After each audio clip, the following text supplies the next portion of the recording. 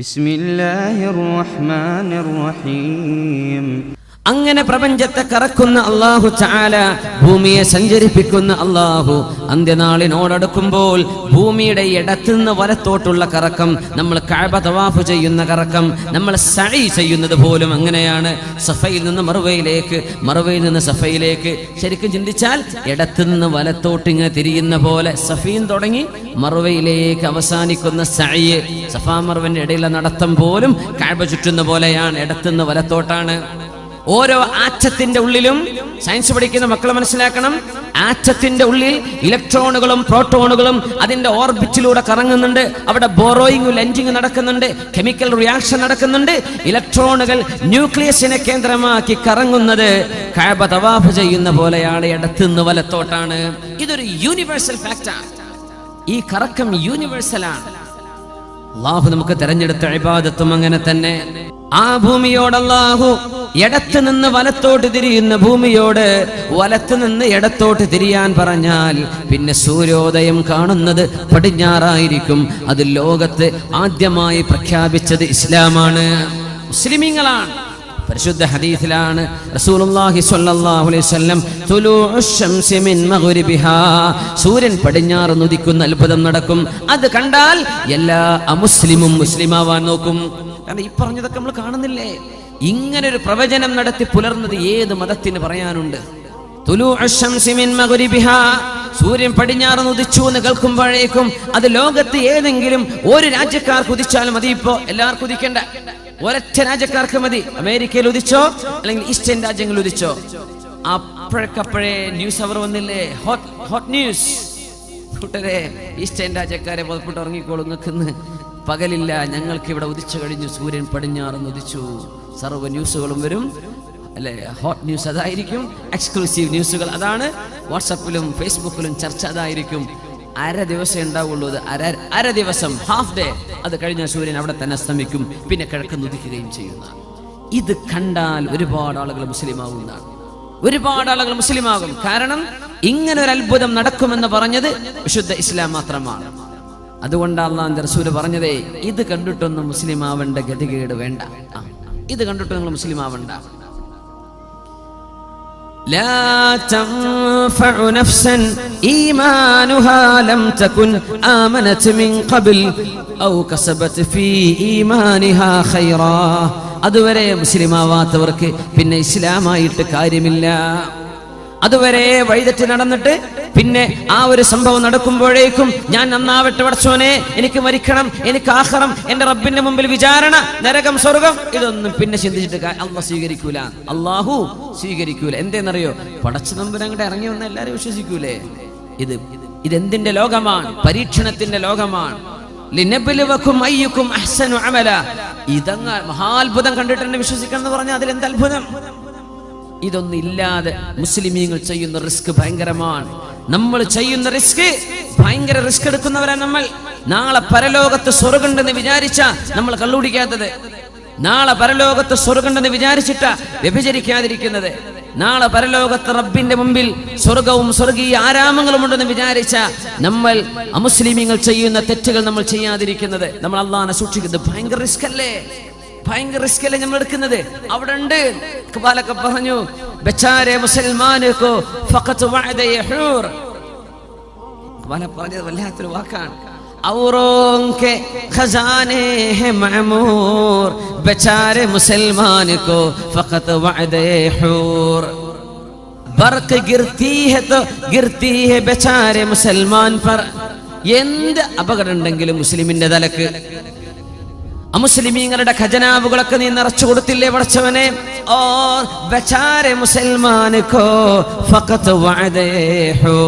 മുസ്ലിമിന് ഹൂറുല്ലിനുണ്ട് എന്ന ഒരു വാഗ്ദാനം പടച്ച റബ്ബേ, ബാക്കിയുള്ളവർക്ക് എല്ലാം കൊടുത്തു, ഇവിടെ തന്നെ ഞങ്ങൾക്ക് തരാമെന്ന് നീ വാഗ്ദാനം ചെയ്തു അല്ലേ എന്ന് ഇഖ്ബാൽ ചോദിക്കുന്നുണ്ട് ശിഖ്വയിൽ. ഈ റിസ്ക് എടുക്കുന്നതിന് അല്ലാഹു സ്വർഗ്ഗം തരും. ഇത് വല്ലാത്ത റിസ്ക്കാണ്. ഇത് ഭയങ്കര റിസ്ക് എടുക്കാണ്. നമ്മള് കാണാത്തൊരു ലോകത്തിന് വേണ്ടി പ്രിപ്പയർ ചെയ്യാൻ ഈ റിസ്ക് എടുക്കുന്നതിനാ സ്വർഗം. സ്വർഗം നമ്മൾ 3 ബെഡ്റൂം ഫ്ലാറ്റ് അല്ല എന്ന് മനസ്സിലാക്കിയിട്ടുണ്ട്. സ്വർഗം ലോകങ്ങളാണ് ഒരാൾക്ക് അല്ലാഹു നൽകാൻ പോകുന്നത്. സൂര്യൻ പടിഞ്ഞാറ് ഉദിച്ചാൽ ഇവരിത് ചെയ്യും. മസീഹു ദജ്ജാൽ വന്നു കഴിഞ്ഞാൽ ആളുകൾ വിശ്വസിക്കും. മസീഹുദ് ദജ്ജാൽ എന്ന് പറയുന്ന മനുഷ്യനെ ലോകത്തെ ജൂതന്മാർ, ക്രിസ്ത്യാനികൾ പ്രതീക്ഷിച്ചു കൊണ്ടിരിക്കുന്നുണ്ട്, മുസ്ലിമീങ്ങൾ പ്രതീക്ഷിക്കുന്ന പോലെ. പക്ഷേ നമുക്ക് അഷ്റഫുൽ ഖൽഖ് സ്വല്ലല്ലാഹു അലൈഹി വസല്ലം ദജ്ജാലിനെ കുറിച്ച് വിശദമായി പറഞ്ഞു തന്ന പോലെ ഒരു നബിയും ഒരു സമൂഹത്തിനും പറഞ്ഞു കൊടുത്തിട്ടില്ല. ജൂതന്മാർ ഇന്ന് ഇസ്രായേൽ എന്ന രാജ്യമുണ്ട്. നമ്മൾ പറഞ്ഞു, ഇസ്രായേൽ രാജ്യത്ത് ഏറ്റവും കൂടുതൽ വെച്ച് പിടിപ്പിക്കപ്പെടുന്ന ഒരു വൃക്ഷമുണ്ട്, ഗർഖദ്. ഗർഖദ്, ആ വൃക്ഷത്തിന്റെ പേരെന്നതാ? ഗർഖദ്. ആ വൃക്ഷം നമ്മള് റോഡ് സൈഡിലൊക്കെ ചെടികൾ വെച്ച് പിടിപ്പിക്കൂലേ, പാർക്കിലൊക്കെ, അതുപോലെ ലക്ഷക്കണക്കിന്. ഡോക്ടർ ഉമർ അബ്ദുൽ കാഫിരിക്ക് പറയേണ്ടായി, എത്രയോ 16 മില്യണോ, ആ ചെറിയ രാജ്യത്തെ 16 മില്യണോളം ഗർഖദ് വൃക്ഷങ്ങൾ അവർ വെച്ച് പിടിപ്പിച്ചു കഴിഞ്ഞു. എന്താ സംഭവം എന്നറിയോ? ലോകത്ത് അവസാന ഒരു യുദ്ധം നടക്കാൻ പോകുന്നുണ്ട്, ഈസാ നബി അലൈഹിസ്സലാമിന്റെ കീഴിൽ മുസ്ലിമീങ്ങളും ജൂതന്മാരും തമ്മിൽ. അതിൽ ബൈത്തുൽ മുഖദ്ദസ് മുസ്ലിമീങ്ങൾക്ക് കിട്ടും. ജൂതന്മാർ അടിയറ പറയും, മുസ്ലിമീങ്ങൾ ജയിക്കും. ആ യുദ്ധം നടക്കുമ്പോ എല്ലാ വൃക്ഷങ്ങളും കല്ലുകളും മുസ്ലിമിന് അനുകൂലമായി സംസാരിക്കുന്ന കല്ല് പറയും, യാ മുസ്ലിം തആൽ, ഇങ്ങോട്ട് വാ മുസ്ലിമേ, എന്റെ പിന്നിൽ ജൂതൻ ഇരിക്കുന്നുണ്ട് എന്ന് വിളിച്ചു പറയും, ഒറ്റുകൊടുക്കും. ഇല്ലൽ ഗർഖദ, ഗർഖദ് എന്ന വൃക്ഷമല്ലാതെ, ഫഇന്നഹാ മിൻ ഷജരിൽ യഹൂദ്, അത് ജൂതന്മാരുടെ മരമാണ്, ആ മരം വിളിച്ചു പറയൂല.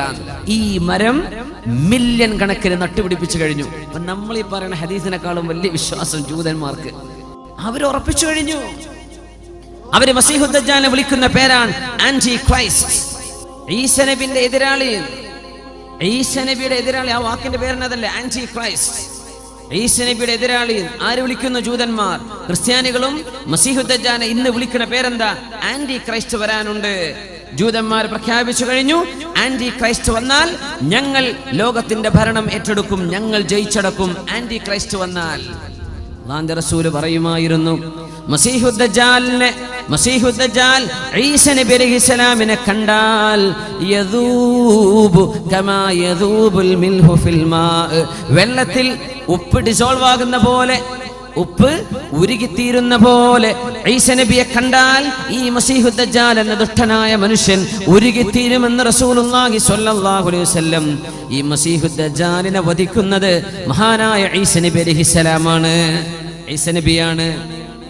യഖ്തുലുഹു ഈസാ ഇബ്നു മറിയം, ഈസാ നബി, മറിയമിന്റെ പുത്രൻ ഈസാ നബി മസീഹുദ് ദജ്ജാലിനെ വധിക്കുക തന്നെ ചെയ്യും. എവിടെ വെച്ച്? ബിബാബ് ലുദ്, ലുദ് എന്ന നഗരത്തിന്റെ വാതിൽക്കൽ വെച്ചിട്ട്. ലുദ് ഇന്നത്തെ ഇസ്രായേലിലെ, പലസ്തീനികൾ എന്ന് പിടിച്ചടക്കിയ ഇന്നത്തെ ഇസ്രായേൽ എന്ന് പറയുന്ന ടെറിറ്ററിയിലെ പ്രധാനപ്പെട്ട നഗരമാണ് ലുദ്. ഇസ്രായേലിന്റെ എയർപോർട്ട് കിടക്കുന്ന ഭാഗം ലുദ്ദാണ്.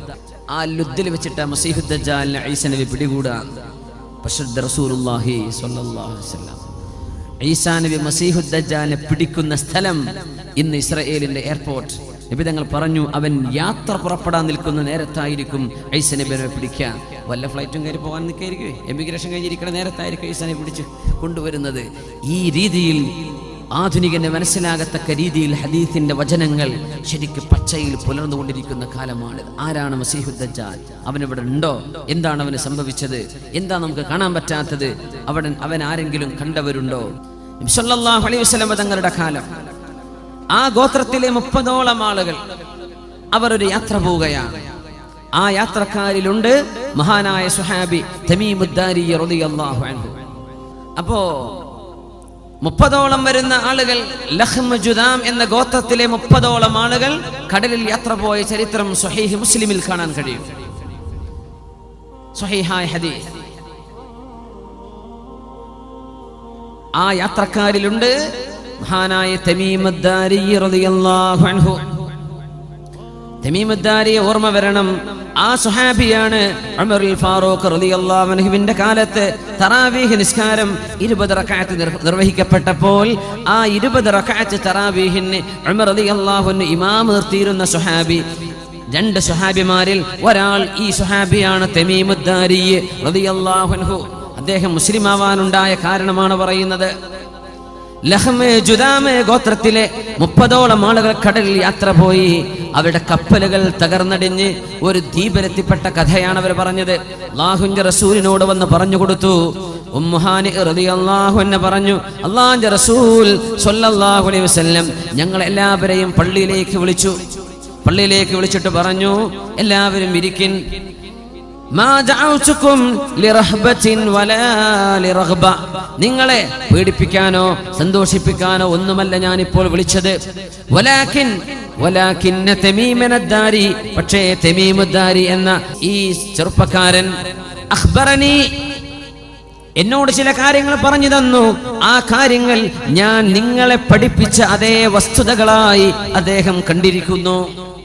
അത് പഠിപ്പിച്ചു തരാൻ, തമീമുദ്ദാരിയുടെ അനുഭവം നിങ്ങൾക്ക് പറഞ്ഞു തരാനാണ് ഞാൻ നിങ്ങളെ വിളിപ്പിക്കുന്നത് എന്ന് പരിശുദ്ധ റസൂലുള്ളാഹി സ്വല്ലല്ലാഹു അലൈഹി വസല്ലം. സ്വഹീഹ് മുസ്ലിമിന്റെ ഹദീസ്. ഇതെന്തല്ല ദഈഫല്ല, എന്തല്ല മൗദൂഉൻ, തള്ളിക്കളയുന്ന ഹദീസൊന്നുമല്ല. എന്താ സ്ട്രോങ് ഹദീസാണ് സ്വഹീഹ് മുസ്ലിം. ഞങ്ങൾ യാത്ര പോയി. അങ്ങനെ ഞങ്ങളുടെ കപ്പൽ തകർന്നടിഞ്ഞ് ഞങ്ങൾ ഒരു വിജനമായ ദ്വീപിലേക്ക് കയറി ചെന്നു. ഞങ്ങളൊക്കെ ക്ഷീണിച്ചിട്ടുണ്ട്, തകർന്നിട്ടുണ്ട്. 30ഓളം ആളുകളായ അറബികൾ. അന്ന് അറബികൾ ഒരുപാട് യാത്ര ചെയ്യുന്ന ആളുകളാണ്, വോയേജേഴ്സ്.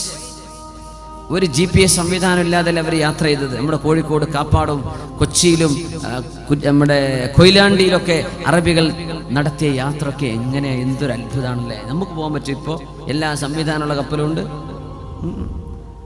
ഒന്നുമില്ല, പായക്കപ്പലിൽ പോരല്ലേ, എവിടെ എത്തുന്ന എന്തറിയും. അങ്ങനെ ധൈര്യം കാണിച്ചൊരു സമൂഹം ഉണ്ടായതുകൊണ്ടാ അവരിലേക്ക് അള്ളാഹുവിന്റെ റസൂലിനെ പറഞ്ഞു വെച്ചതെന്ന് സ്വല്ലല്ലാഹു അലൈഹി വസല്ലം.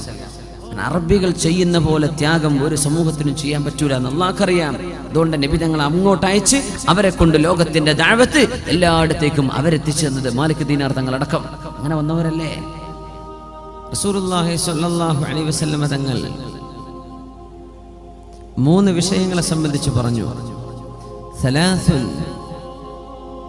സലാസുൻ 3 വിഷയങ്ങൾ. ഇൻ കുന്ന, ആ 3 വിഷയങ്ങളായി കഴിഞ്ഞാൽ, ഇദാ ഖറജ്ന എന്ന ഹദീസിലുണ്ട്, ആ 3 വിഷയങ്ങൾ പുറത്തു വന്നാൽ, ലാ തൻഫഉ നഫ്സൻ ഈമാനുഹാ ലം തകുൻ ആമനത് മിൻ ഖബൽ ഔ കസബത് ഫീ ഈമാനിഹാ ഖൈറാ. അതുവരെ വിശ്വസിക്കാത്ത ആളുകൾക്ക് പിന്നെ വിശ്വാസം ഉപകരിക്കുകയില്ല.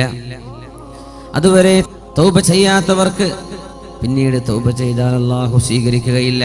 അങ്ങനത്തെ 3 വിഷയങ്ങൾ ഉണ്ടെന്ന് പരിശുദ്ധ റസൂലുള്ളാഹി സ്വല്ലല്ലാഹു അലൈഹി വസല്ലം. ആ 3 അൽ മസീഹുദ് ദജ്ജാൽ വദാബത്തുൽ അർളി വതുലൂഉശ് ശംസി മിൻ മഗ്രിബിഹാ. ഒന്ന് മസീഹുദ് ദജ്ജാലാണ്, മറ്റൊന്ന് ഭൂമിയിൽ നിന്ന് പുറപ്പെടുന്ന അത്ഭുതകരമായ ഒരു ജീവിയാണ്, മൂന്നാമത്തേത് സൂര്യൻ പടിഞ്ഞാറ് നിന്ന് ഉദിക്കലാണ്. ഈ 3 വിഷയങ്ങൾ സംഭവിച്ചു കഴിഞ്ഞാൽ അതുവരെ വിശ്വസിക്കാത്ത ഒരാൾക്ക് ഈമാൻ ഉപകരിക്കുകയില്ലെന്ന് പരിശുദ്ധ റസൂലുള്ളാഹി സ്വല്ലല്ലാഹു അലൈഹി വസല്ലം. നമ്മൾ ഇന്നലെ ചർച്ച ചെയ്ത വിഷയം നബി സല്ലല്ലാഹു അലൈഹി വസല്ലമ തങ്ങൾ പറയുകയും അത് നമ്മൾ കാണുകയും ചെയ്ത വിഷയങ്ങളാണ്. നമ്മുടെ കണ്ണുകൊണ്ട് കാണാൻ കഴിഞ്ഞത്, നമുക്ക് ബോധ്യപ്പെട്ടത്. നബി സല്ലല്ലാഹു അലൈഹി വസല്ലമ തങ്ങൾ പറയുകയും തങ്ങളുടെയും സ്വഹാബത്തിന്റെയും കാലത്ത് പുലരുകയും ചെയ്ത സംഭവങ്ങളുണ്ട്. ഇന്ന് പുലർന്നുകൊണ്ടിരിക്കുന്നവയുണ്ട്, ഇനി പുലരാൻ പോകുന്നവയുണ്ട്. ഖുർആനിൽ ചില വിഷയങ്ങൾ അങ്ങനെയാണ്. നമുക്കിന്ന് ബോധ്യപ്പെട്ടവയുണ്ട്, ഇനി ബോധ്യപ്പെടാനിരിക്കുന്നവയുണ്ട്. നമ്മുടെ ഇന്നലത്തെ പരിപാടി വീക്ഷിച്ച നമ്മുടെ ഹിന്ദു സുഹൃത്തുക്കളൊക്കെ പറഞ്ഞു, അവർക്ക് ഖുർആനെ കുറിച്ചും അതിൻ്റെ ചില അത്ഭുതങ്ങളൊക്കെ കേൾക്കാൻ താല്പര്യമുണ്ട്. മാഷാ അല്ലാഹ്, ഭയങ്കര ഒരു സന്തോഷകരമായൊരു കാര്യമാണത്. പക്ഷെ നമ്മുടെ വിഷയം അന്ത്യനാളിൻ്റെ അടയാളങ്ങളുമായി ബന്ധപ്പെടുത്തി ആയതുകൊണ്ടാണ് അത്തരം വിഷയങ്ങൾ നമ്മൾ ചർച്ച ചെയ്യാതെ പോയത്. പക്ഷെ അവർക്ക് വേണ്ടിയെങ്കിലും കുറച്ച് കാര്യങ്ങൾ പറയണമെന്ന് എനിക്ക് തോന്നുകയാണ്. അതൊരു നല്ല താല്പര്യം, എനിക്ക് ഏറ്റവും ഇഷ്ടം അതാണ്. നമ്മൾ ദഅവത്ത് ചെയ്യുന്നു, നമ്മുടെ സുഹൃത്തുക്കളായ ഹൈന്ദവ സുഹൃത്തുക്കൾ, സഹോദരിമാർ അവരുടെ വീട്ടിലിരുന്നിട്ടോ ഇവിടെ വന്നിട്ടോ അവർ കേൾക്കാനുള്ള സൗകര്യം നമ്മൾ ഒരുക്കി കൊടുക്കണം. അതൊരു ദഅവത്താണ്. കാരണം ചില ഹൃദയങ്ങളിലേക്ക് അല്ലാഹു തആല സന്മാർഗങ്ങൾ തുറന്നു കൊടുത്താൽ അവർക്ക് ഹിദായത്ത് ലഭിച്ചേക്കും. അല്ലാഹു തആല അവർക്ക് ഹിദായത്ത് കൊടുക്കുമാറാകട്ടെ. അതുകൊണ്ടാണ് അല്ലാഹുവിൻ്റെ കലാം കേൾക്കണമെന്ന് അവർ ഇഷ്ടപ്പെടുന്നത്. അല്ലാഹുവിൻ്റെ വചനം, സൃഷ്ടാവിൻ്റെ വാക്കുകൾ ഒന്നറിയണം എന്നവർ ആഗ്രഹം പറയുന്നത്. എപ്പോഴും നമ്മൾ ദഅവത്ത് ചെയ്യുന്നവർ ശ്രദ്ധിക്കണം, നമ്മൾ മുസ്ലിമീങ്ങളായ ആളുകൾക്ക് മാത്രമേ പറഞ്ഞു കൊടുക്കാറുള്ളൂ. നമ്മൾ തമ്മിലാണ് വാഴ പറയുന്നത്. ഈ പള്ളിയുടെ മുറ്റത്താണ് വാഴ നടക്കുന്നത്. എന്തായാലും മിനിമം പള്ളിക്ക് വരുന്നവരെല്ലാം ഇങ്ങോട്ടെത്തൂ. പക്ഷേ പള്ളിയുമായി അകന്ന് ജീവിക്കുന്ന വലിയൊരു സമൂഹം മുസ്ലിമീങ്ങൾ തന്നെയുണ്ട്. അവർക്കൊക്കെ എത്തിപ്പെടാൻ പറ്റുന്ന മേഖലകൾ ഉണ്ടെങ്കിൽ അവിടെ വെച്ചിട്ട് അമുസ്ലിമീങ്ങളായ ആളുകളെ ക്ഷണിച്ചുകൊണ്ട് അവർക്ക് വീട്ടിൽ പോയി അവർ ക്ഷണിക്കുക. നമ്മുടെ അതിഥികളായി നിങ്ങളൊന്ന് വരിൻ, ഒന്ന് കേൾക്കണം എന്ന് പറഞ്ഞിട്ട് അങ്ങനെ അവരെ ഇരുത്തിയിട്ട് അവർക്ക് കൂടെ മനസ്സിലാകുന്ന വിഷയങ്ങൾ ചർച്ച ചെയ്താൽ വലിയ കൂലി കിട്ടും. പരിശുദ്ധമായ ഖുർആൻ ഒരുപാട് വിഷയങ്ങളിൽ നുബുആത്ത്, പ്രൊഫസീസ്, പ്രവചനങ്ങൾ നടത്തിയിട്ടുണ്ട്. നടക്കാൻ പോകുന്നത്, സംഭവിക്കാൻ പോകുമെന്ന് പറഞ്ഞു, സംഭവിച്ചു കഴിഞ്ഞത്. വലിയ വലിയ ശാസ്ത്രീയമായ കണ്ടുപിടുത്തങ്ങൾ വിശുദ്ധ ഖുർആനിന്റെ സംഭാവനകളാണ്. ആദ്യകാലത്തെ സയന്റിസ്റ്റുകൾക്ക് ഇൻസ്പിറേഷൻ കിട്ടിയത് അള്ളാഹുവിന്റെ ഖുർആനിൽ നിന്നാണല്ലോ. ഇന്ന് നമ്മൾ ചർച്ച ചെയ്യാൻ പോകുന്ന വിഷയങ്ങൾ ഖുർആൻ തന്നെ ചർച്ച ചെയ്തവയാണ്, സംഭവിക്കാൻ പോകുന്നവയാണ്. സംഭവിച്ചു കഴിഞ്ഞത് മനസ്സിലാകുമ്പോഴാണ് ഇനി സംഭവിക്കാനുള്ളതിനെ സംബന്ധിച്ച് നമുക്ക് ആകാംക്ഷ തോന്നുക, അല്ലെങ്കിൽ പഠിക്കാൻ താല്പര്യം തോന്നുക. പ്രസിദ്ധമായ ഖുർആൻ വർഷങ്ങൾക്ക് മുമ്പ് നടന്നൊരു കഥ പറഞ്ഞിട്ടുണ്ട്. സയ്യിദുന മൂസ നബി അലൈഹിസ്സലാമിന്റെ കാലത്താണത്. ഫറോവ ചക്രവർത്തി സയ്യിദുന മൂസ നബി അലൈഹിസ്സലാമിനോട് ശത്രുതയിൽ ജീവിച്ച ഫറോവ ചക്രവർത്തി ഫിർഔൻ, റംസീസ് രണ്ടാമൻ എന്നാണ് അയാളുടെ പേര്. ഫിർഔനുമാർ ഒരുപാടുണ്ട്. ഫിർഔൻ എന്നതൊരു സ്ഥാനപ്പേരാണ്. ഒരുപാട് ഫിർഔനുണ്ട്. മൂസാ നബിയുടെ കാലത്തെ ഫിർഔന്റെ പേര് റംസീസ് രണ്ടാമൻ എന്നാണ്. വിശ്വസിച്ചിരുന്നില്ല, അള്ളാഹുവിൽ വിശ്വസിച്ചില്ല. ചെങ്കടൽ പിളർന്ന മഹാത്ഭുതം നടന്നു. ബൈബിൾ പുസ്തകം അതിനെ വിളിക്കുന്ന പേരാണ് എക്സോഡസ്. എക്സോഡസ് എന്ന് പറഞ്ഞാൽ മഹാനായ മൂസ നബിയും ഇസ്രായേലികളായ മക്കളും മുറിച്ചു കടന്ന ആ മഹാസംഭവത്തെ വിവരിക്കുന്ന ബൈബിളിന്റെ ഭാഗമാണ് എക്സോഡസ്. ഫറോവയും സൈന്യവും സമുദ്രത്തിന്റെ മധ്യത്തിലെത്തിയപ്പോൾ അള്ളാഹു എന്ത് പറഞ്ഞു? കൂടിച്ചേരാൻ വേണ്ടി പറഞ്ഞു വെള്ളത്തോട്. അങ്ങനെ മുങ്ങി മരിച്ചുപോയ ആളാണ് ഫറോവ ചക്രവർത്തി റംസീസ് രണ്ടാമൻ. അള്ളാഹു എന്താ പറഞ്ഞത്? ഫറോവ അന്നേരം പറഞ്ഞു, ആമൻതു അന്നഹു ലാ ഇലാഹ ഇല്ലല്ലദീ ആമനത് ബിഹി ബനൂ ഇസ്രായീൽ. ഇസ്രായേൽ സന്തതികൾ, യാക്കൂബ് നബിയുടെ മക്കൾ. ഇസ്രായേൽ എന്ന വാക്കിനർത്ഥം യാക്കൂബ് എന്നാണ്. യാക്കൂബ് നബിയുടെ മറ്റൊരു പേരാണ് ഇസ്രായേൽ. ബനു ഇസ്രായേൽ, ഇസ്രായേലിന്റെ മക്കൾ, യാക്കൂബ് നബിന്റെ മക്കളിലൂടെ വന്ന കുടുംബം. അതുകൊണ്ടാ ബനു ഇസ്രായേൽ എന്ന് പറയാൻ കാരണം. അല്ല, ഇന്നത്തെ ജൂതരാഷ്ട്രത്തിന്റെ പേര് ആയിട്ടല്ല നമ്മൾ മനസ്സിലാക്കേണ്ടത്. യാക്കൂബ് നബിയുടെ പേരാണത്. ഇസ്രായേൽ സന്തതികളും മൂസ നബിയും ഏതൊരു പടച്ചവനിലാണോ വിശ്വസിച്ചിരിക്കുന്നത്, ആ അള്ളാഹുവിൽ ഞാൻ വിശ്വസിച്ചിരിക്കുന്നു എന്ന് ഫറോവ വിളിച്ചു പറഞ്ഞപ്പോ വിശുദ്ധ ഖുർആൻ പറഞ്ഞു, ആന വഖദ് അസൈത ഖബ്ലു വകുൻത മിനൽ മുഫ്സിദീൻ. ഫറോവ, ഇത്രയും കാലം ഞാൻ പറഞ്ഞത് കേൾക്കാതെ നടന്നിട്ട് ഇപ്പോഴാണോ നിനക്ക് ബോധം വന്നത്? ഇപ്പോഴാണോ നീ വിശ്വസിക്കുന്നത്? നിന്റെ വിശ്വാസം സ്വീകരിക്കപ്പെടുകയില്ല. اليوم ننجيك ببدنك لتكون لمن خلفك آية. اليوم ننجيك, നിന്നെ നാം ഇന്ന് രക്ഷപ്പെടുത്തും. ബിബദനിക, നിന്റെ ഡെഡ് ബോഡി, നിന്റെ ശവശരീരം നാം സൂക്ഷിക്കും. ലിതകൂന ലിമൻ ഖൽഫക ആയ, നിന്റെ പിൻഗാമികളായി വരാൻ പോകുന്ന ആളുകൾക്ക് നീ ഒരു ദൃഷ്ടാന്തമായി മാറാൻ നിന്റെ ശവശരീരം നാം സൂക്ഷിച്ചു വെക്കും. ഈസ നബി അലൈഹിസ്സലാമിന്റെയും 3000 കൊല്ലങ്ങൾക്ക് മുമ്പ് BC 3000-ൽ അല്ലാഹു പറഞ്ഞ വാക്കാണ്. പ്രസിദ്ധമായ ഖുർആൻ ഇറങ്ങി. മുഹമ്മദ് റസൂലുള്ളാഹി സ്വല്ലല്ലാഹു അലൈഹി വസല്ലം തങ്ങൾ സ്വഹാബികൾക്ക് ഖുർആൻ പഠിപ്പിച്ചുകൊണ്ടിരിക്കെ സ്വഹാബികൾ ഒരാളും എന്ന് ചോദിച്ചില്ല, നബിയെ എവിടെയാണ് ഫറോവയുടെ ശരീരം കിടക്കുന്നത്? എവിടെയാണത് നബിയെ? അന്ന് കിട്ടിയിട്ടുണ്ടോ? കിട്ടിയിട്ടില്ല. അവരും ഓതുന്നുണ്ട്, അൽയൗമ നുനജ്ജീക ബിബദനിക ലിതകൂന ലിമൻ ഖൽഫക ആയ.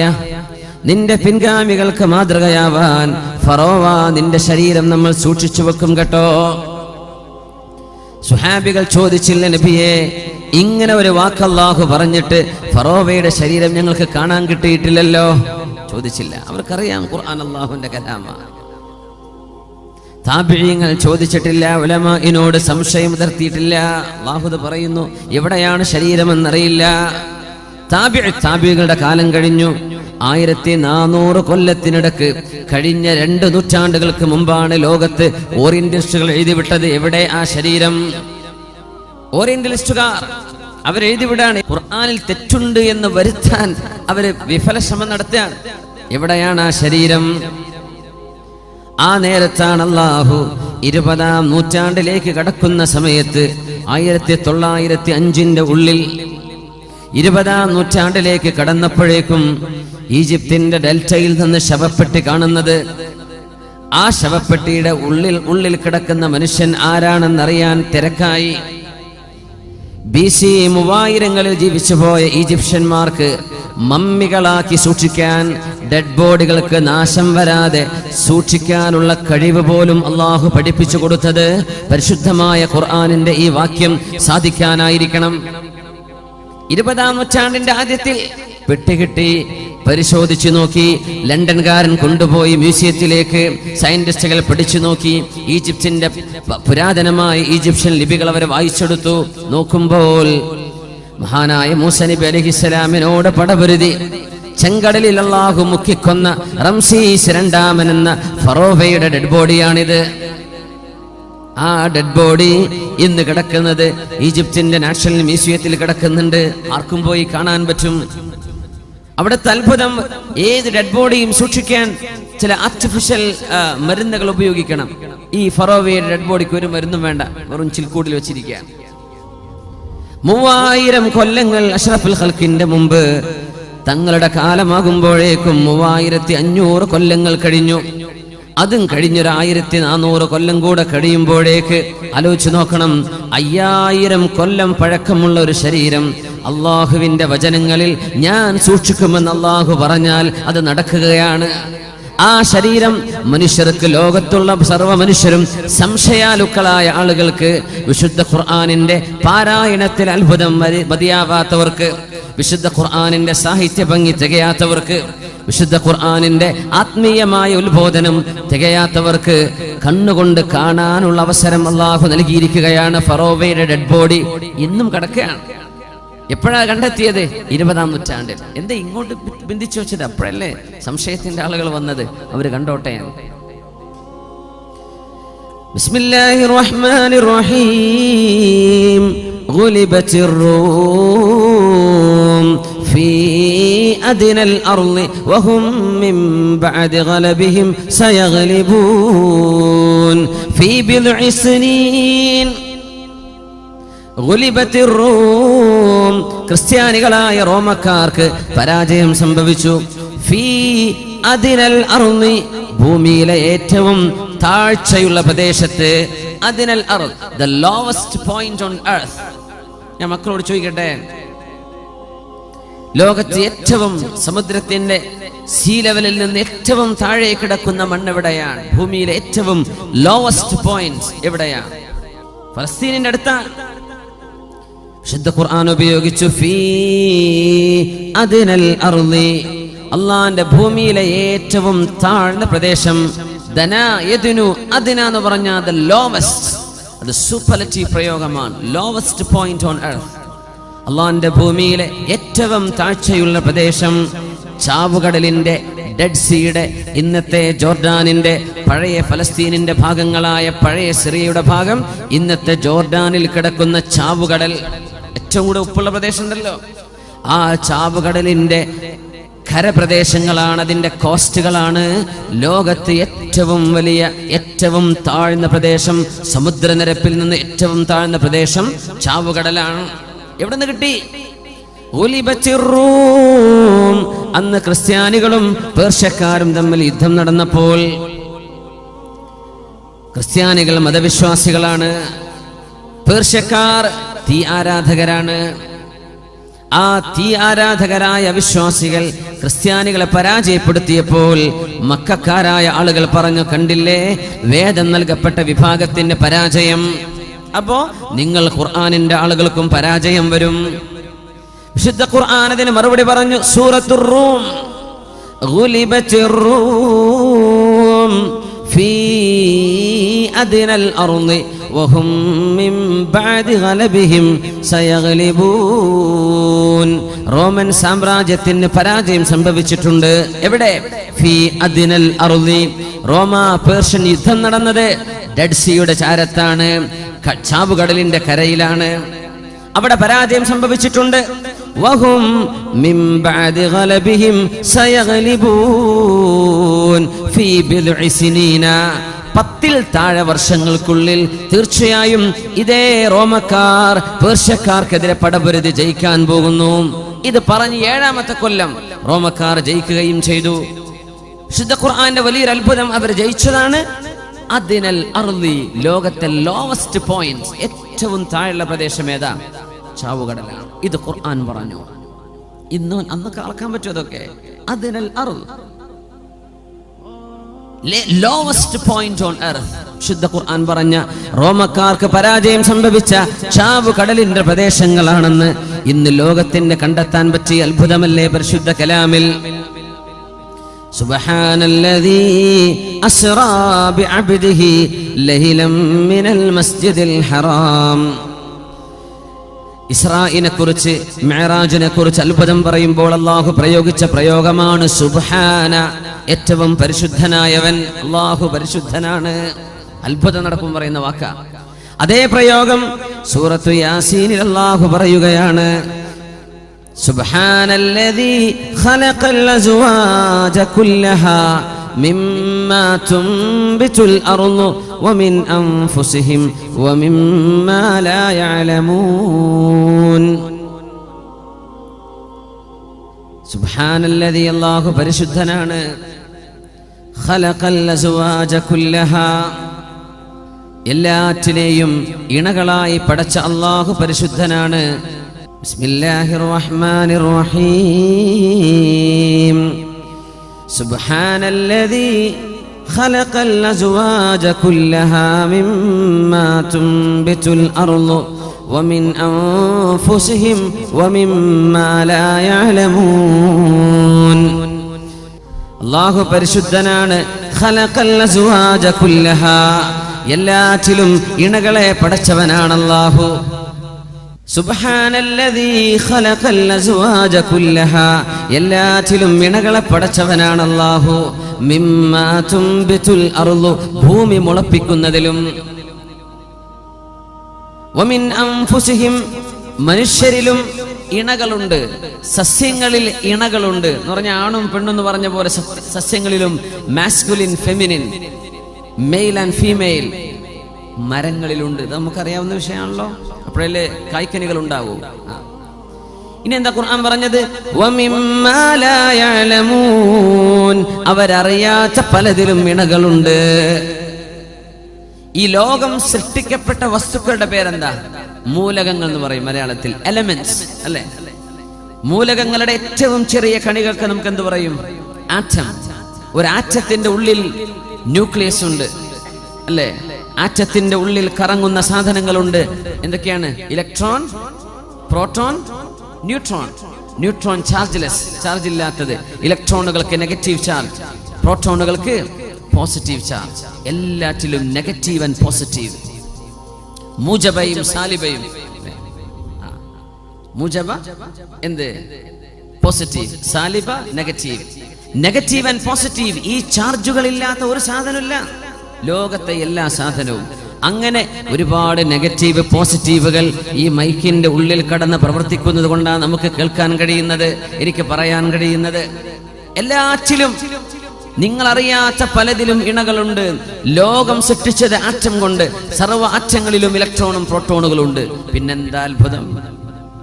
അന്ന് ഖുർആൻ ഇറങ്ങുന്ന കാലത്ത് അവരോട് അങ്ങനെ പറഞ്ഞു കൊടുക്കാൻ പറ്റുമോ? ആറ്റങ്ങളുണ്ടെന്ന്. അവരെന്താ ആറ്റം? അറബികൾക്ക്, അറാബികളായ ആളുകൾക്ക്.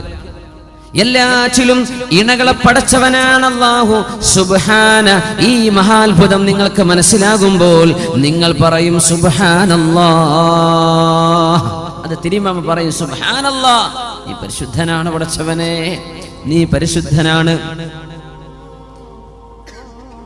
يا معشر الجن والإنس إن استطعتم أن تنفذوا من أقطار السماوات والأرض فانفذوا لا تنفذون إلا بسلطان فبأي آلاء ربكما تكذبان يا معشر الجن والإنس سورة الرحمن ഓ മനുഷ്യരെ, ജിന്നുകളെ, മനുഷ്യവർഗമേ, ഭൂതവർഗമേ, ഇനിസ്തതഅതും നിങ്ങൾക്ക് സാധിക്കുമെങ്കിൽ അൻ തൻഫുദൂ മിൻ അഖ്താരിസ് സമാവാതി വൽ അർളി ആകാശഭൂമികളുടെ രണ്ടറ്റങ്ങളെ തുളച്ചു കയറാൻ നിങ്ങൾക്ക് സാധിക്കുമെങ്കിൽ ഫൻഫുദൂ നിങ്ങളൊന്ന് കയറി നോക്കട്ടെ. എന്താ പറഞ്ഞെന്നറിയോ? ഭൂമിയെ തുളക്കാൻ നിങ്ങൾ കൊണ്ട് പറ്റുമോ? അള്ളാഹുവിന്റെ വെല്ലുവിളിയാണ്. ഭൂമിയെ തുളക്കാൻ പറ്റുമോ? മിൻ അഖ്താരിസ് സമാവാതി വൽ അർളി ഭൂമിയുടെയും ആകാശത്തിന്റെയും അറ്റങ്ങളെ പെനിട്രേറ്റ് ചെയ്ത് കടക്കാൻ നിങ്ങൾക്ക് സാധിക്കുമെങ്കിൽ ഫൻഫുദൂ, go and do it. ലാ തൻഫുദൂന ഇല്ലാ ബിസുൽത്താൻ അല്ലാഹു നൽകുന്ന മഹാ കഴിവ് കൊണ്ടല്ലാതെ നിങ്ങൾക്കതിന് സാധ്യമല്ല. ഭൂമിയെ തുളച്ചു ഒരറ്റത്തുനിന്ന് മറ്റേറ്റത്തേക്ക് തുളക്കാൻ നിങ്ങളെ കൊണ്ട് കഴിയില്ല. ഇതാ ഖുർആൻ പറയുന്നത്. ഭൂമിയെ ഒരറ്റത്തുനിന്ന് മറ്റേറ്റത്തേക്ക് തുളക്കാൻ നിങ്ങളെ കൊണ്ട് കഴിയൂല. ഭൂമിയെ തുളച്ചിട്ടുണ്ട്. എത്രയാണെന്നറിയോ? ഏറ്റവും കൂടുതൽ ഭൂമിയുടെ ആഴത്തേക്ക് പോയത് 11 കിലോമീറ്റർ. 11 കിലോമീറ്റർ വരെ ഉള്ളിലേക്ക് തുളച്ചിട്ടുണ്ട്. അതിനപ്പുറത്തേക്ക് തുളക്കാൻ മനുഷ്യൻ ശ്രമിക്കുന്നുണ്ട്. എന്തായാലും ഭൂമിയുടെ കോർ വരെ, ഭൂമിയുടെ പകുതി പോലും തുളക്കാൻ കഴിയില്ലെന്ന്. അത്രക്ക് ഘനീഭവിച്ച തീയും ചൂടുമുണ്ട്. തുളക്കുന്ന മെഷീൻ പോലും മെൽറ്റായി പോകും. അല്ലാഹു പറയാം, ലാ തൻഫുദൂൻ, നിങ്ങൾക്കതിന് കഴിയൂല, നിങ്ങൾക്കതിന് കഴിയില്ല. ശ്രമിച്ചു നോക്കിക്കോളൂ, കഴിയൂല. ആകാശത്തിന്റെ മണ്ഡലങ്ങളെ തുളച്ചു കടക്കാൻ നിങ്ങൾക്ക് സാധിക്കുമോ? ചന്ദ്രനിൽ പോകാൻ പറ്റുമോ? മാർസിലേക്ക്, സാറ്റേണിലേക്ക് പോകാൻ പറ്റുമോ? ചൊവ്വയിലേക്ക് പോകാൻ പറ്റുമോ? ഇതിനെ കുറിച്ചല്ല ഈ പറയുന്നത്. ആകാശത്തിന്റെ അറ്റം അതെവിടെയാണെന്ന് പോലും ഇന്ന് സയൻസിനെ കണ്ടെത്താൻ പറ്റിയിട്ടില്ല. കഴിയില്ല. അങ്ങനെ ഒരു യാത്ര, അങ്ങനെ ഒരു അറ്റങ്ങൾ ഭേദിച്ചു കടന്നത് ആരെ? ഒരേ ഒരാൾ മാത്രമേ ഉള്ളൂ. ആ ആളാണ് മിഅ്റാജിന്റെ രാവിൽ കടന്നുപോയ മുഹമ്മദ് മുസ്തഫ സ്വല്ലല്ലാഹു അലൈഹി വസല്ലം. തങ്ങളാണ് ആകാശത്തിന്റെ, ഗംഗയുടെ ആകാശത്തിന്റെ അതിരുകളെ കടന്നുപോയത്. വേറെ ഒരാൾക്കും അത് കഴിയൂല. വിശുദ്ധ ഖുർആൻ പറയുന്നു, മിൻഹാ ഖലഖനാകും വഫീഹാ നുഈദുകും വമിൻഹാ നുഖ്രിജുകും താറതൻ ഉഖ്റാ. ഇത് വലിയൊരു അത്ഭുതമാണ്. മിൻഹാ ഖലഖനാകും, മയ്യിത്തിനെ നമ്മൾ ഖബറിലേക്ക് വെക്കുമ്പോൾ പറയുന്ന വാക്കാണത്. മണ്ണിൽ നിന്നാണ് നിങ്ങളെ ഞാൻ പടച്ചത്. വഫീഹാ നുഈദുകും, മണ്ണിലേക്ക് തന്നെ നിങ്ങളെ ഞാൻ മടക്കും.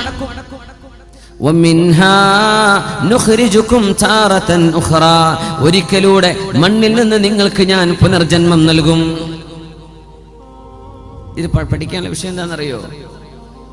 ഭൂമി വിട്ട് മനുഷ്യൻ എങ്ങനെ സഞ്ചരിച്ചാലും ശരി, മരിക്കണമെങ്കിൽ ഭൂമിയിലേക്ക് മനുഷ്യൻ തിരിച്ചു വരുന്നതാണ്. ചന്ദ്രനിൽ പോയാലും ശരി, ചൊവ്വയിൽ അവിടെ ഒന്നും ഖബറടക്കേണ്ട ആവശ്യം വരില്ല. ഒരു മനുഷ്യനും സ്പേസിൽ പോയി മരിക്കാൻ പോകുന്നില്ല. മരിക്കാൻ ഭൂമിയിലേക്ക് തിരിച്ചു വരും. അതുകൊണ്ടാ കൽപ്പന ചൗള ലാൻഡ് ചെയ്തുകൊണ്ടിരിക്കെ ഏതാനും സെക്കൻഡുകൾ ബാക്കി നിൽക്കെ മയ്യിത്താവാൻ ഭൂമിയിലേക്ക് തിരിച്ചെത്തിയത്.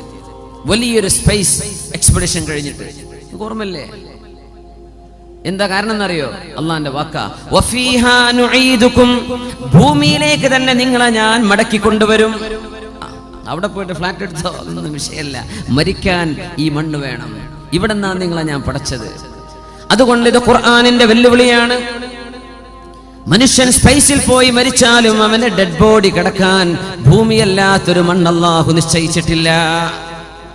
ആകാശം എന്ന് പറയുന്ന ഫ്ലൈറ്റ് സഞ്ചരിക്കുന്ന വായു ഭൂമിയുടെ ഭാഗമാണത്. അന്തരീക്ഷം ഭൂമിന്റെ ഭാഗമാണ്. അതിനുള്ളിൽ മരിക്കാം. പക്ഷേ മയ്യിത്ത് ഭൂമിന്റെ ഉള്ളിലാണ് കിടക്കുന്നത്. വഫീഹാ നുഈദുകും, ഭൂമിയിലേക്ക് നിങ്ങളെ ഞാൻ തിരിച്ചു കൊണ്ടുവരും. ഖുർആൻ പറഞ്ഞ അത്ഭുതമാണ്. മറ്റൊരു വലിയ അത്ഭുതം ഖുർആൻ പറഞ്ഞത് ഫ്ലൈറ്റുകളെ സംബന്ധിച്ചാണ്. ഫ്ലൈറ്റിനെ കുറിച്ച് അതെങ്ങനെ അങ്ങനെ ഉണ്ടല്ലോ. ഒന്ന് സൂറത്തു തബാറക്കയിലല്ലേ? അവലം യറൗ ഇലത്വയ്രി ഫൗഖഹും സാഫാത്തിൻ വയഖ്ബിദ്ന മാ യുംസികുഹുന്ന ഇല്ലർ റഹ്മാൻ.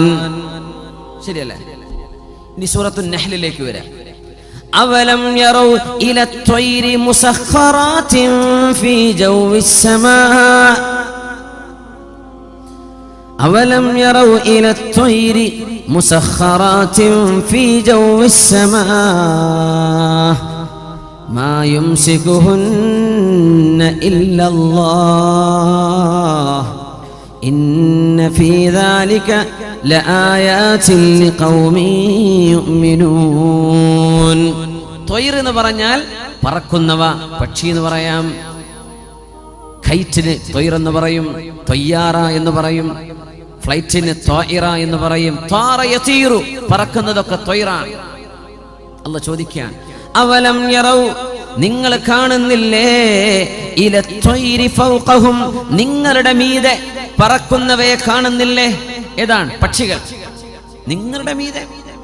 സാഫാത്തിൻ വയഖ്ബിദ്ന, ചിറകുകൾ വിടർത്തിയിട്ടും ചിറകുകൾ കൂട്ടിപ്പിടിച്ചും പറക്കുന്നവയെ കാണുന്നില്ലേ?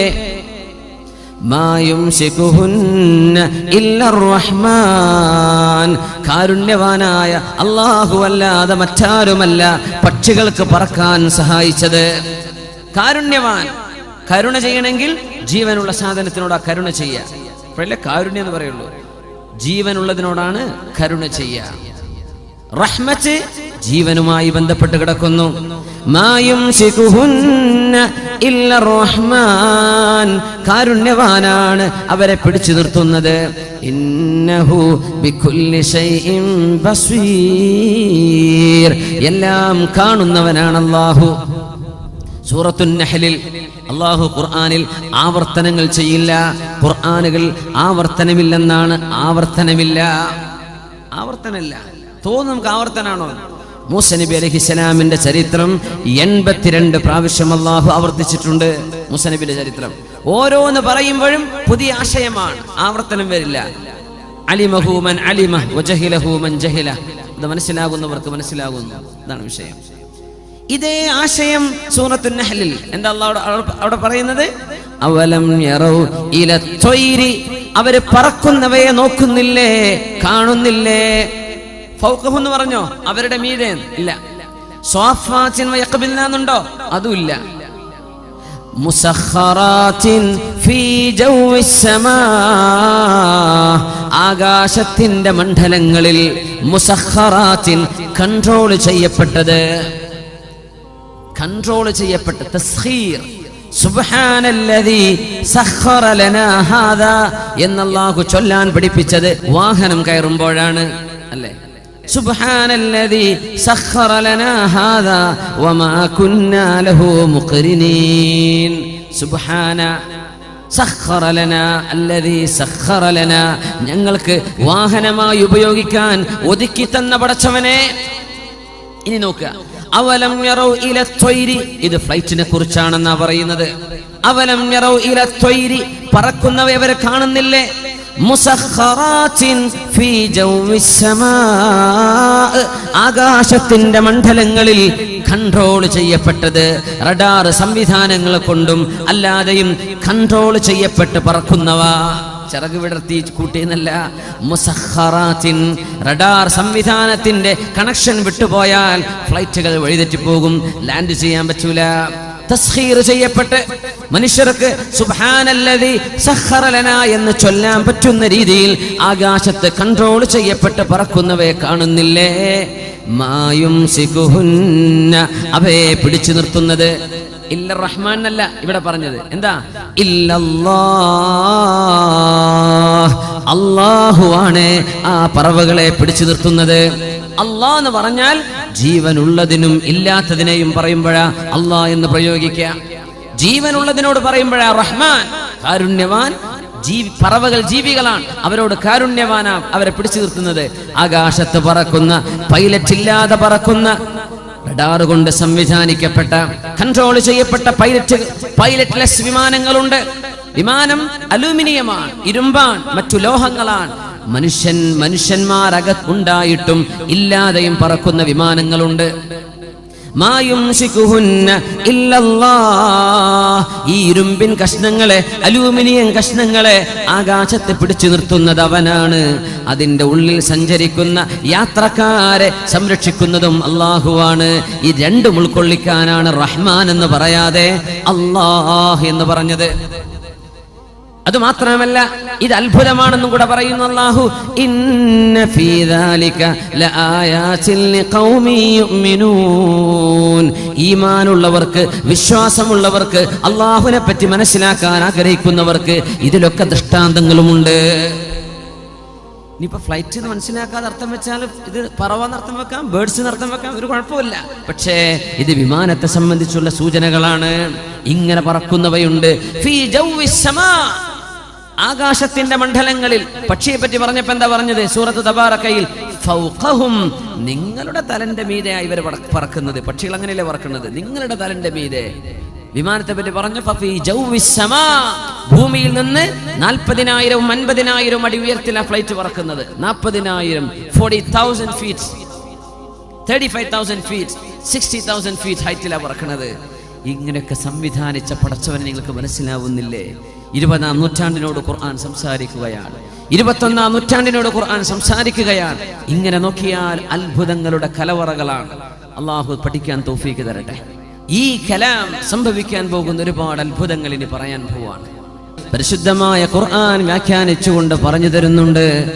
അന്ത്യനാളിനോടടുക്കുമ്പോൾ അള്ളാഹു ചെയ്യുന്ന വലിയ വലിയ അത്ഭുതങ്ങൾ, വലിയ അത്ഭുതങ്ങൾ. ഖുർആൻ തന്നെ പറയുന്നു, വഇദൽ ബിഹാറു ഫുജ്ജിറത്, കടൽ ജലം കരയിലേക്ക് കയറാൻ പോകുന്നുണ്ട്. വഇദൽ ബിഹാറു ഫുജ്ജിറത്, കടൽ ജലം കരയിലേക്ക് ഒഴുകും. സീ ലെവൽ ഉയരും. ഇന്ന് ലോകത്തെ ഏറ്റവും വലിയ ചർച്ച എന്താ? Global warming. ഗ്ലോബൽ വാർമിംഗ് ഏറ്റവും വലിയ ആഗോള താപനം. ആഗോള താപനം എന്നത് വാർമിംഗ് ശരിക്കൊരു വാർണിംഗ് ആണ്. ഇത് അള്ളാഹുവിന്റെ വാർണിംഗ് ആണ്, താക്കീതാണെന്നാണ്. ഐസുമലകൾ കാണാനില്ല, ഐസുമലകൾ കാണാനില്ല. ഗ്രീൻലാൻഡിലെയും പസഫിക്കിന്റെ ഭാഗങ്ങളിൽ കിടക്കുന്ന എത്രയോ ഐസിന്റെ മലകൾക്ക് അഡ്രസ് ഇല്ല. എവിടെ പോയി? മെൽറ്റായി പോയിരിക്കുകയാണ്. പോളാർ റീജിയനുകളിൽ, സൂര്യൻ ഉദിക്കാത്ത പ്രദേശങ്ങളിൽ കിടക്കുന്ന എത്രയോ മലകൾ ഇന്ന് അപ്രത്യക്ഷമായിട്ടുണ്ട്. ഐസിന്റെ മലകൾ. സയന്റിസ്റ്റുകളല്ലേ പറയുന്നത്. എന്താ കാരണം? ചൂട് കൂടിയിട്ട് അവയൊക്കെ ഉരുകി ഒലിച്ച് വെള്ളത്തിലേക്ക് അലിയുകയാണ്. അങ്ങനെ ഗ്രീൻലാൻഡിൽ മാത്രമുള്ള ഐസ് മലകളെങ്ങാനും വെള്ളമായി അലിഞ്ഞ് കടലിലേക്ക് ചേർന്നു കഴിഞ്ഞാൽ ലോകത്തെ സമുദ്രജലം 6 മീറ്ററോളം ഉയർത്താൻ മാത്രമുള്ള ഐസിന്റെ മലകൾ ഗ്രീൻലാൻഡിൽ അല്ലാഹു കൊണ്ടുപോയി വെച്ചിട്ടുണ്ട്. അങ്ങനെ വന്ന കടലോര പ്രദേശങ്ങൾ, സർവമാന ലോകത്തിന്റെ സീപോർട്ടുകളും വെള്ളത്തിനടിയിലായി പോകും. വഇദൽ ബിഹാറു ഫുജ്ജിറത്, കടൽ ജലം കരയിലേക്ക് ഒഴുകാൻ പോകുന്നുണ്ട്. അത് അന്ത്യനാളിന്റെ മുമ്പ് സംഭവിക്കുമെന്ന് പരിശുദ്ധ ഖുർആൻ. ആ കടൽ ജലം ഉയരാനുള്ള സാധ്യതയാണ് അള്ളാഹുവിന്റെ ഭൂമിയിൽ അള്ളാഹു ഐസുമലകളെ ഒരുക്കിക്കൊണ്ടിരിക്കുന്നത്. ഐസുമലയൊക്കെ വെള്ളമായി കഴിഞ്ഞാൽ കടലിൽ ജലത്തിന്റെ നിരപ്പ് ഉയരാൻ തുടങ്ങും. എന്തിന് 6 മീറ്റർ? 1 മീറ്റർ ഉയർന്നാൽ ലോകത്തെ ഒട്ടുമിക്ക സീപോർട്ടുകളും വെള്ളത്തിനടിയില്ല. 2 or 3 ഉയർന്നാൽ കഴിഞ്ഞു. പിന്നെ ഒരു കപ്പലിനും സീപോർട്ടിലേക്ക് സാധനം ഇറക്കാൻ പറ്റൂല, വെള്ളത്തിലായി പോകും. എവിടേക്കാ, ഏത് മുനിസിപ്പാലിറ്റിക്ക് വെള്ളം അടിച്ചൊഴിവാക്കാൻ പറ്റുക? അള്ളാന്റെ കടൽ ഇങ്ങോട്ട് വന്നാൽ ഫുജ്ജിറത്. ഇത് ഖുർആൻ പറയുന്ന അത്ഭുതമാണ് സംഭവിക്കാൻ പോകുന്നത്. ശുദ്ധ ഖുർആൻ തന്നെ പറയുന്നുണ്ട്, ലശംസു യംബഗി ലഹാ അൻ തുദ്രികൽ ഖമറ വലൽ ലൈലു സാബിഖുൻ നഹാർ വകുല്ലുൻ ഫീ ഫലകിൻ യസ്ബഹൂൻ. സൂര്യനും ചന്ദ്രനും വൽ ഖമറ ഖദ്ദർനാഹു മനാസില ഹത്താ ആദ കൽ ഉർജൂനിൽ ഖദീം. ചന്ദ്രന് സഞ്ചരിക്കാനുള്ള ഭ്രമണപഥം നിശ്ചയിച്ചു കൊടുത്ത അല്ലാഹു ഈ ചന്ദ്രന്റെ പ്രഭ നഷ്ടപ്പെട്ടു പോവുകയും അതിന്റെ ഗ്രാവിറ്റി നഷ്ടപ്പെട്ടു പോവുകയും ചെയ്ത് ഉണങ്ങിയ ഈച്ചപ്പന കുല പോലെ പൊടിപൊടിയാകാൻ പോകുന്നു. സൂര്യൻ ലിമുസ്തഖറിൻ ലഹാ, അതിന് നിശ്ചയിക്കപ്പെട്ട അവസാനത്തെ ഊഴം വരെ സഞ്ചരിക്കാൻ പോകുന്നുണ്ട്. സൂര്യനും ഒരു ഡാർക്ക് മാറ്ററായി മാറാൻ പോവുകയാണ്. വെളിച്ചമില്ലാതെ പ്രഭയില്ലാതെ പൊലിഞ്ഞു പോകും. فإذا برق البصر وخسف القمر وجمع الشمس والقمر. അന്ത്യനാളിനെ കുറിച്ച് ഖുർആനിന്റെ പ്രഖ്യാപനമാണിത്.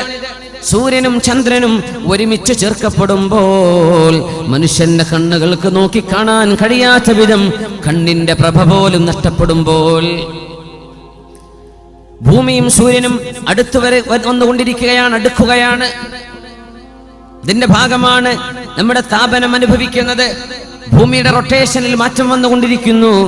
ആ മാറ്റങ്ങൾ അല്ലാഹു തആല ഞൊടിയിടയിൽ വർദ്ധിപ്പിക്കുകയും, ഭൂമിയുടെ സാറ്റലൈറ്റ് ആണ് ചന്ദ്രൻ. ചന്ദ്രനും ഭൂമിയും അടുത്തു വന്നാൽ ഭൂമി ചന്ദ്രനെ പിടിച്ചു വലിക്കും. ചന്ദ്രനെ പിടിച്ചു വലിച്ചാൽ ചന്ദ്രൻ പൊടിപൊടിയായി ധൂളിയായി ഭൂമിക്ക് ചുറ്റും പറക്കും. ഏതുപോലെ ശനിഗ്രഹത്തിന്റെ ചിത്രം നോക്കിയാൽ ഒരു വട്ടം കാണാൻ പറ്റും ശനിക്ക് ചുറ്റും. അത് ശനിഗ്രഹത്തിന്റെ ഉപഗ്രഹമായിരുന്നു. പിടിച്ചു വലിച്ചതാ ഗ്രാവിറ്റി കൊണ്ട്. പൊടിയായി, അങ്ങനെ പൊടിയായി ഭൂമിക്ക് ചുറ്റും ചന്ദ്രൻ ധൂളിയായി പറക്കാൻ തുടങ്ങും. ഈ ധൂളിയോടുകൂടെ സൂര്യനിലേക്ക് ഭൂമി അടുത്താൽ സൂര്യനാണ് ഭൂമിയേക്കാൾ ഗ്രാവിറ്റി കൂടുതലുള്ളത്, ആകർഷണ ബലം കൂടുതലുള്ളത്. ആദ്യമായി പിടിക്കപ്പെടുന്നത് ആരാണ്? ചന്ദ്രനാണ്. ചന്ദ്രൻ പൊടിയാണ്. ഈ പൊടി സൂര്യനിലേക്ക് അബ്സോർബ് ചെയ്യപ്പെടുകയാണ്. സൂര്യനും ചന്ദ്രനും പിന്നെ ഒന്നാകും. ശുദ്ധ ഖുർആൻ. ഇത് നടക്കാൻ പോകുന്ന സംഗതികളാണ്. നടന്നു കഴിഞ്ഞവയുണ്ട്, നടക്കാൻ പോകുന്നവയുണ്ട്. വലിയ അത്ഭുതമാണ്. ചന്ദ്രനിൽ പിളർപ്പുണ്ട് എന്ന് ഖുർആൻ പറഞ്ഞു. പിളർപ്പ്, ചന്ദ്രനിൽ പിളർപ്പ് സംഭവിച്ചത് അതറിഞ്ഞിട്ട് മുസ്ലിമായ ആളുകളുണ്ട്. ഡേവിഡ് മൂസയെ പോലെ, ഡേവിഡ് മൂസ പിറ്റ്കോക്ക് ബ്രിട്ടീഷുകാരനാണ്. അയാൾ മുസ്ലിമാവാൻ തന്നെ കാരണം ചന്ദ്രൻ പിളർന്നു എന്നുള്ള ആയത്താണ്.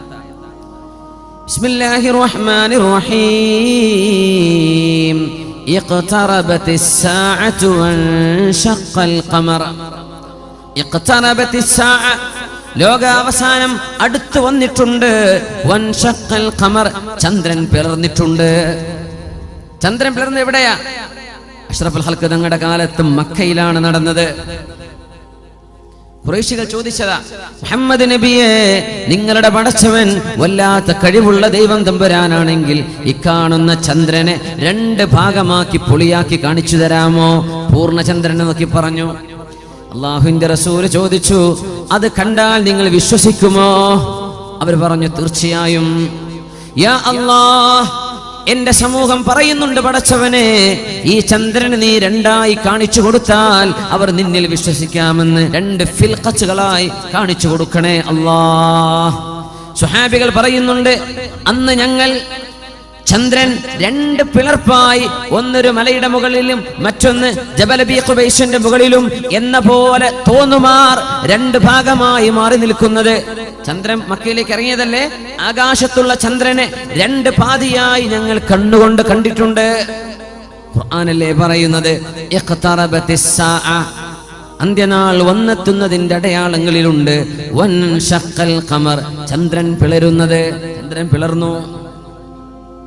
അന്ന് ബ്രിട്ടീഷുകാർ ഒരു ലൈവ് പ്രോഗ്രാം UK-യിൽ നടത്തിക്കൊണ്ടിരിക്കുന്നു. സയന്റിസ്റ്റുകളുടെ ഡിബേറ്റ്, അമേരിക്കൻ സയന്റിസ്റ്റുകളും ബ്രിട്ടീഷ് സയന്റിസ്റ്റുകളും തമ്മിലുള്ള ഡിബേറ്റ്. ഡേവിഡ് മൂസ പിറ്റ്കോക്ക്, അദ്ദേഹം ഇന്ന് ജീവിച്ചിരിപ്പുള്ള ആളാണ്. അദ്ദേഹം മുസ്ലിമാണ്. ഇപ്പോൾ ഡേവിഡ് മൂസ പിറ്റ്കോക്ക് അദ്ദേഹം മുസ്ലിമാണ്. മുസ്ലിമാണുള്ള കാരണം പറഞ്ഞ എന്താണെന്നറിയോ? അന്ന് അദ്ദേഹം ലൈവ് TV വാച്ച് ചെയ്തുകൊണ്ടിരിക്കുക. ചർച്ച, അമേരിക്കൻ സയന്റിസ്റ്റുകളും ബ്രിട്ടീഷുകാരെ ചോദിച്ചു, പൊന്നാര അമേരിക്ക, ലക്ഷക്കണക്കിന് കോടിക്കണക്കിന് ബില്യൺ കണക്കിന് ഡോളർ പൊടിച്ചിട്ട് നിങ്ങൾ ചന്ദ്രനിലേക്ക് പോയി അല്ലേ? എന്താ മനുഷ്യ സമൂഹത്തിന് കിട്ടിയത്? നിങ്ങൾ കുറച്ച് കല്ലുകളുമായി വന്നു. ചന്ദ്രനിലെ കുറച്ച് കല്ലുകൾ എന്നല്ലാതെ എന്ത് നേട്ടമാണ് നിങ്ങൾ ചെയ്തത് എന്ന് ആക്ഷേപിച്ചുകൊണ്ട് ചോദിച്ചു. അമേരിക്കൻ സയന്റിസ്റ്റുകൾ ഒന്നും പറഞ്ഞില്ലാതെ ഇവർ പിന്നെ കയറി പിടിച്ച് പറയാൻ തുടങ്ങി, എന്ത് നേട്ടമാണ് നിങ്ങളെ കൊണ്ടുണ്ടായി? ബില്യൺ കണക്കിന് ഡോളർ പിടിച്ചിട്ടേ കുറച്ച് പാറക്കല്ല് കൊണ്ടുവരാൻ നിങ്ങൾ പോയത്? അപ്പോൾ അവർ മറുപടി പറഞ്ഞു, ഇത് ലൈവ് കണ്ടുകൊണ്ടിരിക്കുക. അന്ന് ഇയാൾ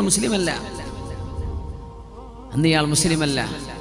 അന്ന് അമേരിക്കക്കാർ പറഞ്ഞു, ഞങ്ങൾ പോയത് മറ്റൊരു ദൗത്യത്തിനായിരുന്നു.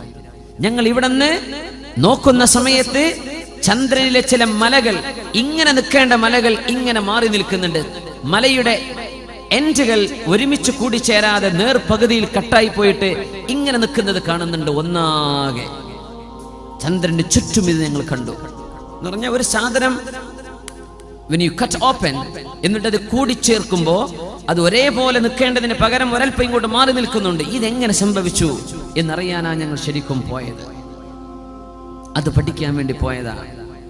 ചന്ദ്രൻ 2 കഷ്ണമാക്കപ്പെട്ടതുപോലെ തോന്നുന്നുവല്ലോ.